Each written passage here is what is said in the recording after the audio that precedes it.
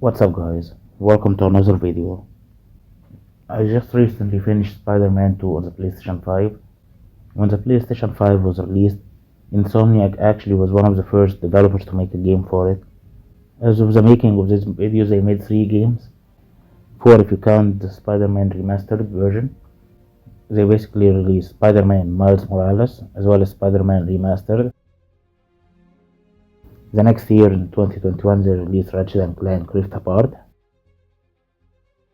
In 2022 they didn't release a new game, but they basically released Spider-Man Remastered as a standalone game, which was exclusive to the Ultimate Edition of Miles Morales, PlayStation 5 version I mean.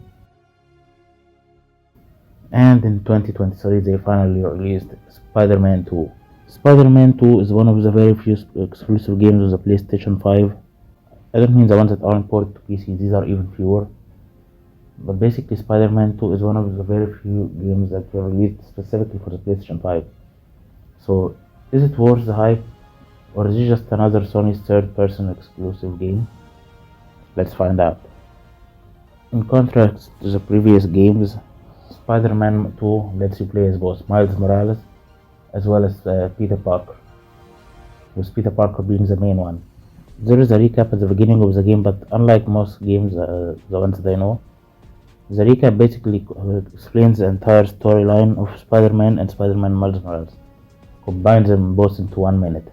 Now the game itself is set almost a year after Spider-Man Miles Morales, which is 2 years after his previous game, Spider-Man 1 I mean. The game's gadgets are fewer compared to the first game, but it's basically split in half, so like at the same time it's also the same amount, so that it can fit both Spider-Man Peter Parker as well as Spider-Man Miles Morales.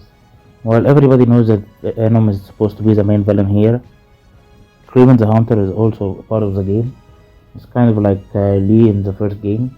While I won't spoil the story, but honestly, despite what everybody's saying, the story is amazing. The story is obviously inferior compared to the first game, well, better than the Miles Morales game, but still, it's a great story. I won't spoil it much. I'll make a video about it eventually to discuss about all the so-called woke stuff and the things that people complain about.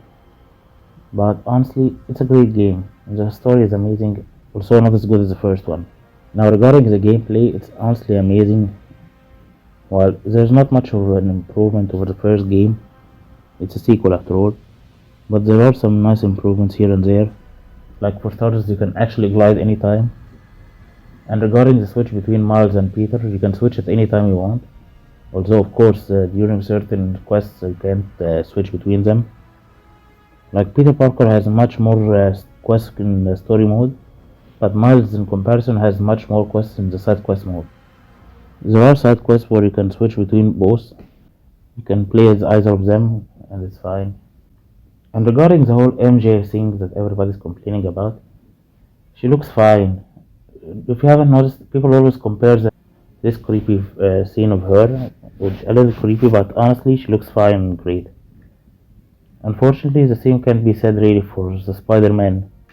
While everybody knows that Peter Parker now looks like Tom Holland, which I really respect Tom Holland, but everybody prefers the original because he was unique.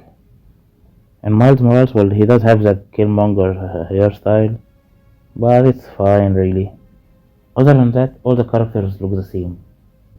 And regarding the game's length is the exact same, the story I mean, but the side quests are fewer, which is both good and bad at the same time. There's a lot less side quests where you have to kill waves of enemies, which is honestly great because it felt very repetitive sometimes. The game as well as the game story relied on making a DLC for it, which is great, but unfortunately the DLC was cancelled. Everybody knows after the recent leak or hack, but at least we might get a game for Venom. Speaking of Venom, he's actually the main villain as everybody knows, and one tiny spoiler, you actually get to play with him and he's really badass.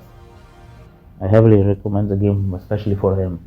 And MJ is actually improved upon the first game. In the first game, MJ just had generic stealth missions that were super easy actually as well. But in here, the stealth missions are improved. And she even has a boss of her own. A small boss, but It's really a pass nevertheless. Also, while I do feel that her missions are improved, I feel that her missions kind of make the story stupider. At least that's my opinion, because she can basically take down the hunters, which is a little stupid in my opinion. But nevertheless, it's cool. There is one tiny downgrade that I really am sad about it, and that is the photo mode. The photo mode is amazing as usual, but unfortunately they removed the selfie mode. Like, I never really understood why they removed it. That was pretty badass. They also removed that journal mode, which some are actually sad about it, and I understand, but not really me. Regardless, overall, Spider-Man 2 is an amazing game. Don't listen to the people who keep saying it's woke, because it's not. It does have some woke moments, but nevertheless, the game itself is amazing, and the woke moments aren't really in the game as much as people act. Like, I expected something like The Last of Us Part 2, but the woke moments in this game are very few, and even then, they're mostly for the side quests. So, I give this game a 9 out of 10. Thank you guys for watching my review. I really hope you enjoyed it, and if you do, please like and subscribe, and I'll see you guys next time for more.